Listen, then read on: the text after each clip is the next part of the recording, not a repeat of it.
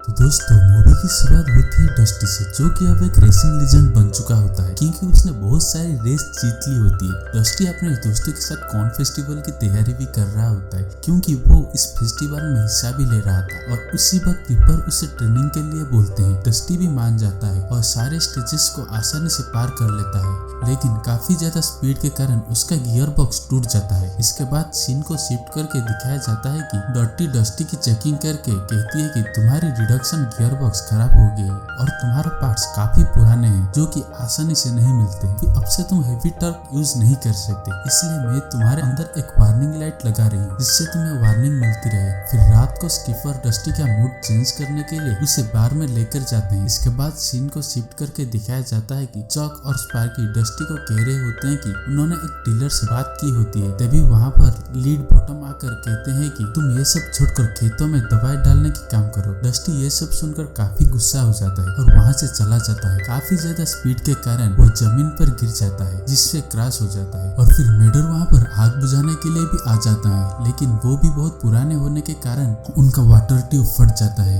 जिसकी वजह से आग नहीं बुझ पाती। जिसके बाद मेडर वाटर टैंक को गिरा देते हैं और बाद में आग बुझ जाती है। इसके बाद सीन को शिफ्ट करके हमें दिखाया जाता है कि ट्रांसपोर्टेशन मैनेजमेंट सेफ्टी टीम से एक इंस्पेक्टर मेडर को अपने इन्हीं पुराने पार्ट्स की वजह से सही वक्त पर आग ना बुझाने के कारण उसे बहुत भला बुरा बोल रहा होता है और उसे ये बोलता है कि तुम्हारे ठीक होने तक ये हवाई अड्डा बंद रहेगा। ये सुनकर सभी बहुत परेशान हो जाते हैं। रनवे के बिना कॉर्न फेस्टिवल की तैयारी नहीं हो पाई। तभी डॉटी कहती है कि मैं मेडर को पुरानी तरीके से एक नए ट्रक बदल दूंगी। इसके बाद सीन को शिफ्ट करके डस्टी और मेडर की ओर दिखाया जाता है, जहाँ पर डस्टी मेडर से कहता है कि आप परेशान मत होइए, सब कुछ ठीक हो जाएगा। इसी बीच डस्टी वहाँ पर मेडर के साथ एक पुराने कॉप डस्टर की फोटो देखता है, जिसके बाद मेडर उसे बताते हैं कि वो सबसे पहला एयर फायर फाइटर था जो एक दवाई छिड़कने वाला के जैसा ही होता है, लेकिन वो आग बुझाता है। ये सुनकर डस्टी कहता है कि डटी आपको ठीक कर देगी और मैं एक सर्टिफाइड फायर फाइटर भी बन जाऊंगा और फिर ये जंक्शन भी फिर से खुल जाएगा। अगले दिन डस्टी फिस्टन पीक एयर अटैक पर जाने की तैयारी करता है। तभी मेडर उसे कहता है कि जब तुम वहाँ पर पहुंचोगे तो तुम्हें फायर और रेस्क्यू के चीफ ब्लेड रेंजर से मिलना होगा जो तुम्हें ट्रेन और सर्टिफाइड करेंगे। डस्टी वहाँ पहुंच जाता है और एक स्मोक डस्टर से पूछता है कि ब्लेड रेंजर से कहाँ मिल सकता हूँ। तो तभी स्मोक डस्टर से कहता है कि वो अभी वैली की सैर करने के लिए गए हैं। तभी टावर पर मैसेज आता है कि जंगल में आग लग गई है। सभी फौरन डस्टी को साथ लेकर आग बुझाने के लिए पहुंच जाते हैं और वहाँ पर ब्लेड रेंजर के कमांड को फॉलो करते हुए आग बुझाने लगते हैं और आग बुझाने के बाद सभी स्मोक जंपर्स पैराशूट की मदद से नीचे कूद जाते हैं और जंगल के रास्तों को साफ करने में निकल जाते हैं। इसके बाद सीन को शिफ्ट करके हमें दिखाया जाता है कि एक ट्रक जंगल में फंसा हुआ होता है, लेकिन रेंजर उसे अपनी हुक के मदद से बचा लेते हैं। वापस आने के बाद विल फिल्टर रेंजर से कहता है कि ये डस्टी है जिससे मेडर ने भेजा हुआ है, जो कि आपसे ट्रेनिंग लेने के लिए आया है। अगले ही सीन में हमें दिखाया जाता है कि मार्क डस्टी के लैंडिंग गियर को चेंज कर देता है, जिसके कारण वो अच्छे से लैंड भी कर सकता है। वहाँ पर वॉल ऑफ फ्रेम में जॉली रेंजर्स की फोटो देखकर डस्टी मार्क से पूछता है कि यहाँ पर मेरी तस्वीर लगे, इसके लिए मुझे क्या करना होगा। तभी मार्क उससे कहता है कि जो प्लेन लोगों की जान बचाते हुए क्रैश हो जाते हैं उनकी फोटो इस वॉल ऑफ फ्रेम पर लगाई जाती है। इसके बाद सीन को शिफ्ट करके दिखाया जाता है कि रेंजर ने डस्टी की ट्रेनिंग स्टार्ट कर दी होती है, जहाँ उसे ब्रिज के ऊपर से उठकर जाने का इंस्ट्रक्शन दिया जाता है। तभी उसे जंगल के बीच धुआं दिखाई देती है और वो वहाँ जाकर रेड फॉस्फोरेट पाउडर डाल देता है। बाद में पता चलता है कि कुछ कार्स बॉन फायर कर रही होती है और ये देखकर रेंजर कार डस्टी ताना मारते हुए कहते हैं कि तुमने तो कार्स को छुट्टियां बनाने से ही बचा लिया। और फिर वापस आकर डस्टी रेडियो पे अपने दोस्त से बातें करता है। तभी चक आकर बार्की से कहते हैं कि हमने तुम्हारे गियर बॉक्स का इंतजाम भी कर लिया है और जो कि 2-3 दिन में हमारे पास आने वाला है। इसके बाद सीन को शिफ्ट करके पिस्टन पीक नेशनल पार्क को दिखाया जाता है, जो कि पार्क के फंडिंग पैसों से खुद का प्राइवेट लॉन्च इनोवेट कर रहा था। गार्ड सभी को रात में होने वाले लॉन्च पार्टी में इन्वाइट करता है और जाते जाते ब्लेड को फेमस ब्लेजिंग ब्लेड ताना भी मारते हुए जाता है। जिसके बाद डस्टी उनसे पूछने ही वाला था कि आखिर ये ब्लेजिंग ब्लेड क्या होती है, लेकिन बाकी सब उसे चुप कर देते हैं। इसके बाद सीन को शिफ्ट किया जाता है और हैंगर की ओर दिखाया जाता है, जहाँ मार्क और बाकी सभी डस्टी को एक वीडियो प्ले करके दिखा रहे होते हैं, जिसमें कि डस्टी को पता चलता है कि ब्लेड पहले एक टीवी स्टार हुआ करता था, जिसमें वो एक पुलिस कप का किरदार निभाया करता था और उनका एक दोस्त भी था जिसका नाम निक लोपन था और वो साथ में एक टीवी शो में काम किया करते थे। लेकिन डस्टी इसी ख्याल में होता है कि अगर वो इतनी फेमस टीवी स्टार्स हैं तो फिर वो यहाँ क्या कर रहे हैं। तभी उन सभी को पता चलता है कि जंगल में आग लगी है। फिर वो सब साथ में लिए निकल जाते हैं, जहाँ ब्लेड उन्हें गाइड करते हैं। डस्टी उन्हें बचाने के लिए उनके ऊपर रेड फॉस्फोरेट डाल देता है, जिससे वो सभी बच जाते हैं और अब वो आग भी बुझ जाती है और वो वापस आ जाते हैं और देखते हैं कि सारे वीआईपी प्लेन्स पार्टी में जा रहे होते हैं।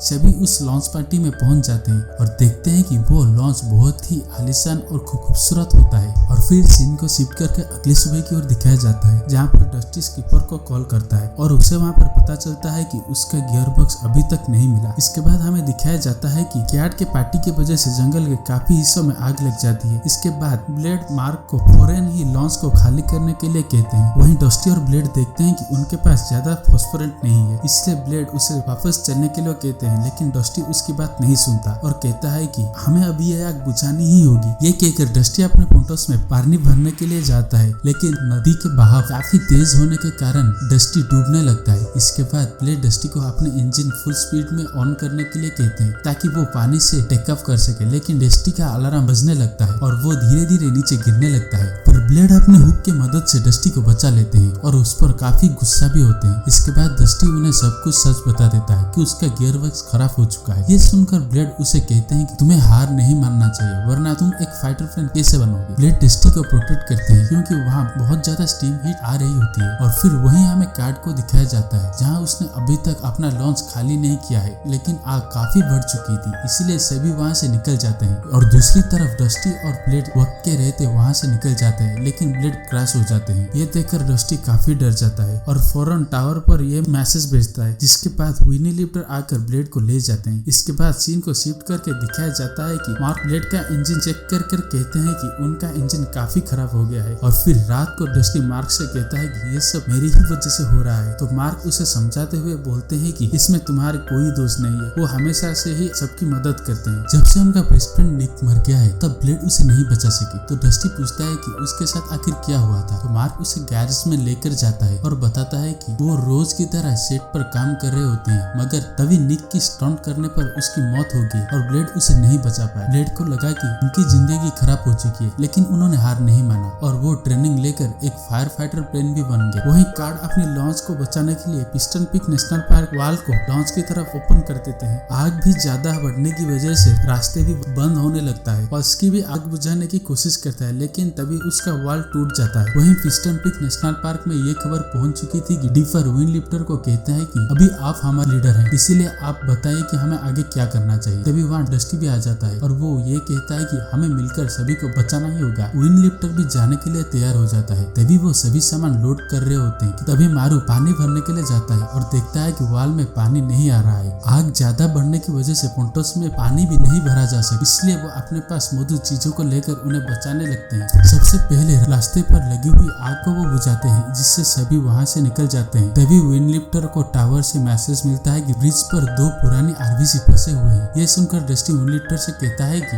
मैं ही जल्दी वहाँ पर पहुँच सकता हूँ और मैं नदी से अपने पोंटोस में पानी भी भर लूंगा। जिसके बाद विन लिफ्टर उसे परमिशन दे देता है और डस्टी भी उस तरफ निकल जाता है, जहाँ वो ब्रिज पर उन दोनों को फंसा हुआ देखता है। नदी से पोंटोस में पानी भरने की कोशिश भी करता है, लेकिन हर जगह जले हुए पेड़ पड़े हुए होते हैं, इसलिए वो हर बार इधर उधर टकरा जाता है। इसके बाद सीन को शिफ्ट करके दिखाया जाता है कि दोनों आरबीसी टूटे हुए ब्रिज पर लटके हुए होते हैं। तभी वहाँ ब्लेड आ जाता है और अपने हुक से उन दोनों को बचा लेता है, लेकिन अभी भी वो लटके हुए ही होते हैं। डस्टी भी अब उन्हें बचाने के लिए अपनी फुल स्पीड में उस झरने की तरफ जाता है और अपने पोंटोस में पानी लोड करता है और आग बुझा लेता है। तभी डस्टी का इंजन ब्लास्ट हो जाता है और वो नीचे गिरने लगता है। ब्लेड डस्टी को वापस लेकर आते हैं, जहाँ मार्क डस्टी को रिपेयर करने लगता है और उसे पूरा रिपेयर करने में पूरे 5 दिन लगते हैं और उसका गियर बॉक्स भी ठीक हो जाता है। और फिर हमें दिखाया जाता है कि सभी को पता चल चुका था कि कार्ड ने ही पानी को बंद किया था, इसलिए उसे भी नौकरी से निकाल दिया जाता है। और फिर सीन शिफ्ट करके हमें दिखाते हैं कि डस्टी अपने नए गियर बॉक्स के साथ काफी खुश होता है और ब्लेड भी उसे सर्टिफाइड कर देता है। और फिर सीन को शिफ्ट करके हमें दिखाते हैं कि टीएमएसटी ऑफिसर्स ने भी जंक्शन को वापस से खोल देते हैं, क्योंकि मेडर भी पूरी तरीके से नया हो चुका होता है। सभी धूमधाम से कॉर्न फेस्टिवल मनाते हैं और उसे बहुत ही अच्छी तरह से एंजॉय भी करते हैं, और जहाँ पर सभी फाइटर्स प्लेन्स अपने स्टंट्स भी दिखाते हैं और डस्टी भी फुल स्पीड के साथ वहीं पर उड़ रहा होता है और अपने स्टंट्स दिखाता है। और दोस्तों इसी तरह इस मूवी की दूसरी पार्ट यहीं पर खत्म